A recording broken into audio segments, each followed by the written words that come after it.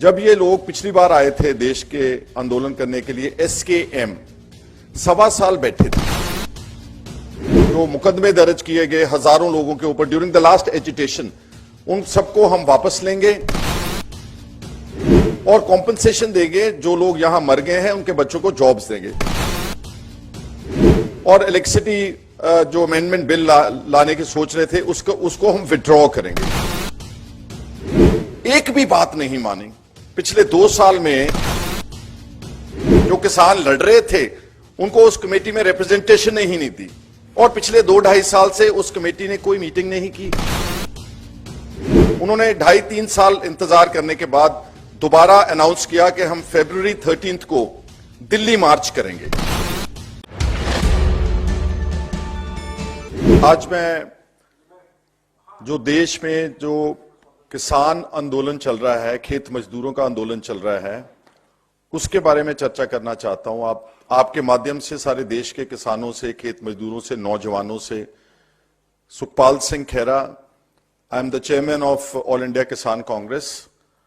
और जो आंदोलन शुरू हुआ आज से 3-4 दिन पहले, उनके आंदोलन के बीच में राइट एट द फ्रंट, जहां शंभू बॉर्डर के ऊपर हरियाणा पुलिस ने हमारी टेरिटरी, पंजाब की टेरिटरी के अंदर घुस के, जो हमारा रिवर घग्गर है जो पंजाब में फॉल करता है, उस ब्रिज के ऊपर, आधे के ऊपर आकर के पुलिस ने बैरिकेडिंग जो की है वो, और जो वहां जुल्म हुआ है, जो ब्रुटैलिटी हुई है, जो क्रूएल्टी हुई है किसानों के साथ, उसके बारे में मैं बताना चाहता हूं।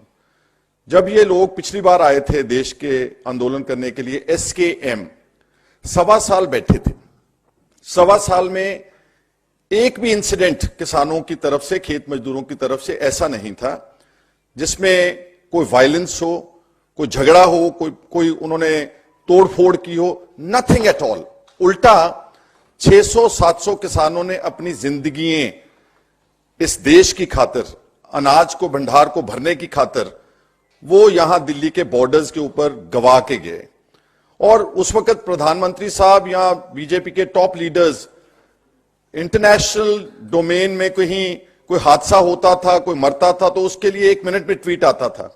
लेकिन 700 किसानों और खेत मजदूरों के मरने के बाद भी एक भी अच्छा कोई ट्वीट नहीं किया, कोई सिंपथाइज नहीं किया। और जब आंदोलन खत्म हुआ, उनसे यह वायदा किया गया SKM की लीडरशिप के और किसानों के साथ, जो लाखों लोग यहां दिल्ली के बॉर्डर्स पर बैठे थे, कि हम MSP को एक लीगल लॉ बनाएंगे और इसके लिए हम एक कमेटी सेटअप करेंगे जल्दी, और तीनों जो एंटी फार्मर ब्लैक लॉज थे उनको रिपील करेंगे पार्लियामेंट में। और आपकी जो बाकी मांगे हैं कि जो मुकदमे दर्ज किए गए हजारों लोगों के ऊपर ड्यूरिंग द लास्ट एजिटेशन, उन सबको हम वापस लेंगे और कॉम्पनसेशन देंगे। जो लोग यहां मर गए हैं उनके बच्चों को जॉब्स देंगे और इलेक्ट्रिसिटी जो अमेंडमेंट बिल लाने की सोच रहे थे उसको हम विड्रॉ करेंगे। एक भी बात नहीं मानी। पिछले 2 साल में सारी बातों के पर वायदा खिलाफी करते हुए बीजेपी की सेंट्रल गवर्नमेंट ने इलेक्ट्रिसिटी अमेंडमेंट बिल भी इंट्रोड्यूस किया।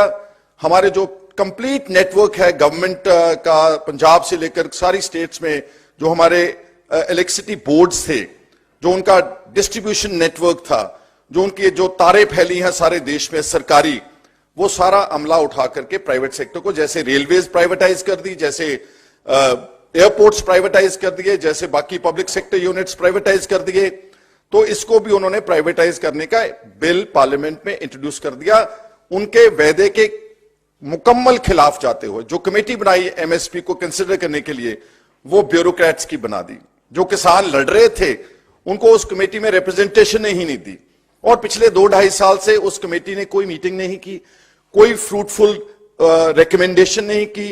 और MSP जो है उसको एक कानून बनाने से बीजेपी जो है मुकम्मल तौर पर पीछे हट गई। तो फिर किसानों के पास और खेत मजदूरों के पास और क्या रास्ता था? उन्होंने 2.5-3 साल इंतजार करने के बाद दोबारा अनाउंस किया कि हम फरवरी 13 को दिल्ली मार्च करेंगे।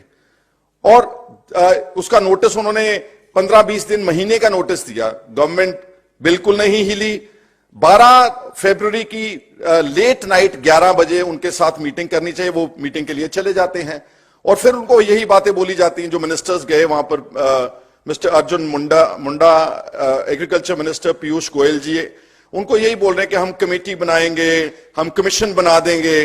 अब ये बार बार तो धोखा हो नहीं सकता, इसलिए उन्होंने बोला कि जब तक आप हमारी बातें पार्लियामेंट में रख करके एमएसपी को लॉ नहीं बनाते, हमारे कर्जे की माफी की बात नहीं रखते, तब तक ये आंदोलन हम वापस नहीं